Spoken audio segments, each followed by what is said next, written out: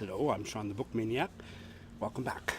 It's a beautiful, sunny 9 a.m. morning on Friday in Tokyo, and I'm already too hot. And I lugged on the books. I'm going to tape 3 videos right now, and I brought all the books, and I brought my microphone, and I brought my bendy plastic clamp thing for the iPad, and started getting set up on my little bench in the little parquet, a 5-minute walk from my house, and realized I forgot my iPad. So Japan is the safest country in the world. People just don't walk off with stuff. So everybody, including me, leaves their iPad or smartphone on the table in a cafe when they go to the toilet, because people just don't. It just doesn't happen. But I did put my $200 microphone back in my bag when I walked back. I left the books and the water. I thought nobody's going to steal. Well, nobody steals in Japan, but nobody's going to steal literary English books. But the $200 microphone, I wasn't willing to chance it. So today I'm going to be talking about a classic Japanese novel from the 1940s, The Makioka Sisters by Jun'ichirō Tanizaki. I read it over 3 months, just finished it last week. I loved it so much, and I hope that you will give it a try if you haven't already read it.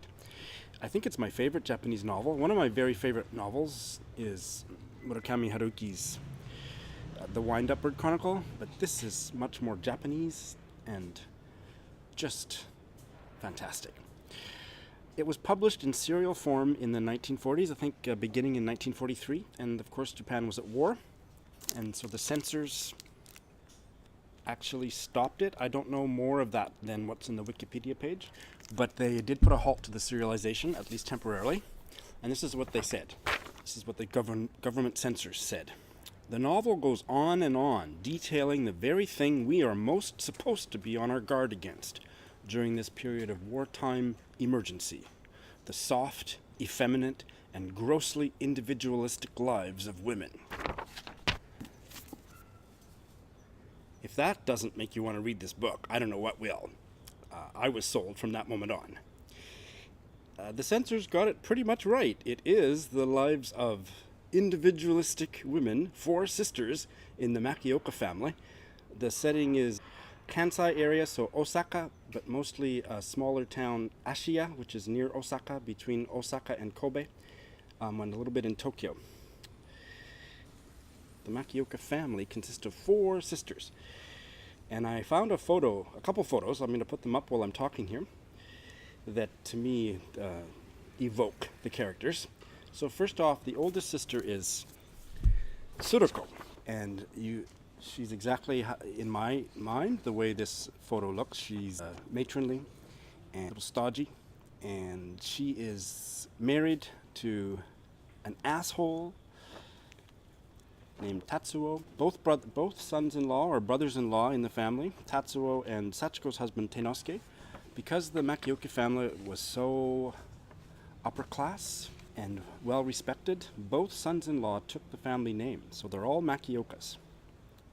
Tsuruko and her husband live in Osaka, and later they moved to Tokyo, which is not much of a spoiler because who cares, but it does play an important role in the story. Being the head of the family really meant a lot in Japan at that time, and probably still does, but things are changing. They're almost the villains of the piece. Sachiko is basically the third-person limited narrator, or consciousness of the novel, and she is kind of the head of the other house, the Ashiya house in the Kansai area, and she's lovely. She's caught between what the head of the family, her older sister and her husband, expect, and her love for her 2 younger sisters.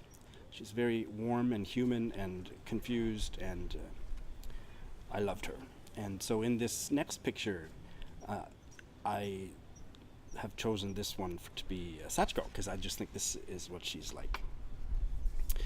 The 2 younger sisters, by tradition, by cultural expectation, are supposed to be residing with the head of the family in Osaka and later in Tokyo, but they don't like those people, so they always find an excuse to stay at the Ashiya house with Sachiko and her husband and their daughter Etsuko for as long as possible.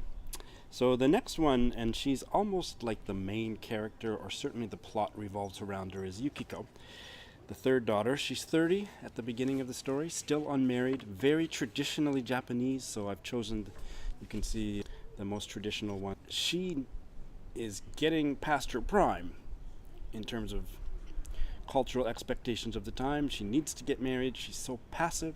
She doesn't ever say what she wants, and the plot is revolving around getting her married off. Taoko is the youngest and my favorite. She's a bad girl. So she's in her maybe late 20s, and she had tried to elope with a guy years earlier, which caused a scandal. The scandal was printed in the paper, but they used Yukiko's name instead of Taoko's name, and they had to get a retraction, and it's complicated the process of trying to get Yukiko married off because of this mistake, Taoko's mistake and the newspaper's mistake. So that's an interesting little subplot. She is not conventional.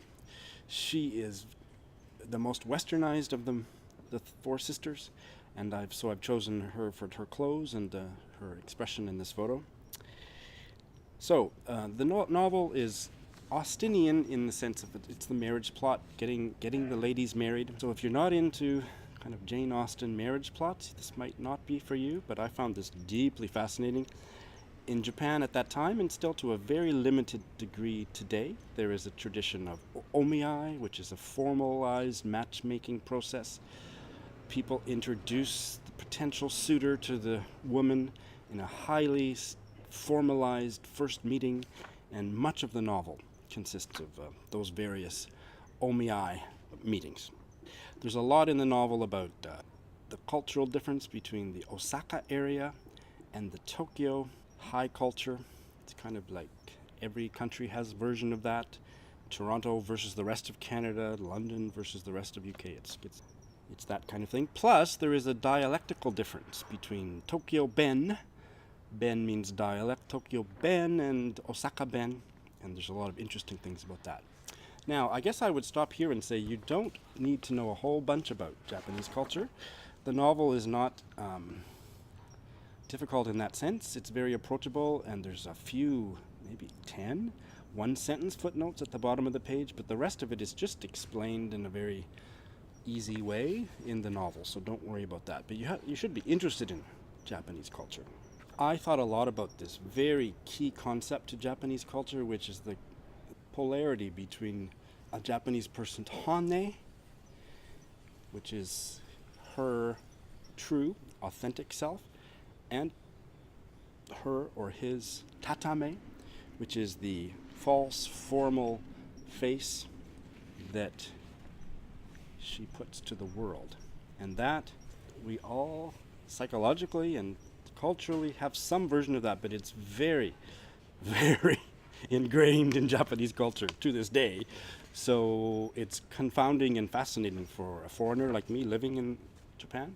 And I thought a lot and experienced a lot through the characters and the story about all that, because it operates within the family. Nobody knows what Yukiko wants. She's a cipher. And I love the way Tanizaki plays with point of view, because it's mostly told through the perspective of Sachiko, but we do dip into other characters' consciousnesses, including Yukiko's, but Yukiko's the least. When I actually got into her mind for a page and a half, I had to sit up at the edge of my seat. It was so exciting. But this whole thing plays out. What do people really want? How do these sisters really feel about each other? The narrative is taught with that tension between authenticity and cultural expectation and just going through the motions and saying what's expected to be said.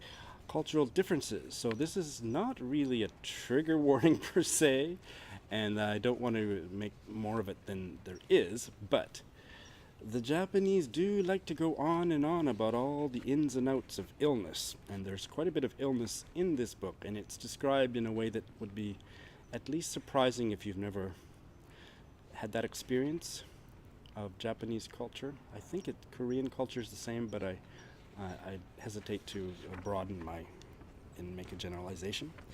So for example, diarrhea.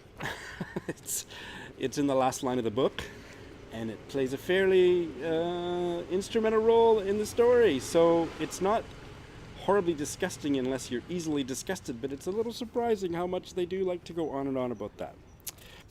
Let me just finish with a couple quotes. Here's one that shows Taoko's character and her difference from the other sisters. "We really ought to go to bed, Yukiko," said Taoko with an impolitely wide yawn. Taoko, much the worst-mannered of the three, stood in sharp contrast to Yukiko, and especially in the hot months her slovenliness was really too noticeable. This evening, for instance, she had come from the bath in a cotton kimono and an undress obi, and as she talked, she sometimes pulled the kimono open at the neck and fanned her bare bosom. Oh my God. And the next one is a conversation between Sachiko and one of the ladies. It's her hairdresser, Mrs. Itani, who's trying to set up another omiai matchmaking date for Yukiko. This is what she says to Sachiko. "May I ask a favor?" Itani sat down and, bringing her mouth to Sachiko's ear, lowered her voice almost to whisper. She always spoke in the brisk Tokyo manner. "I'm sure I don't need to tell you, but could you try to make yourself as old as possible tomorrow?" "Of course." But Itani had begun again. "I don't mean that you should dress just a little more modestly than usual. You have to dress very modestly. Make up your mind to it. Miss Yukiko is very attractive, of course, but she's so slender. There is something a little sad about her face, and she loses a good 20% of her charm when she sits beside you." I love this book so much, and I can't recommend it enough. If you're interested in Japanese culture, if you're interested in family stories about the relationship between a large family, this is one for you. Please give it a try. Thank you for listening. Bye.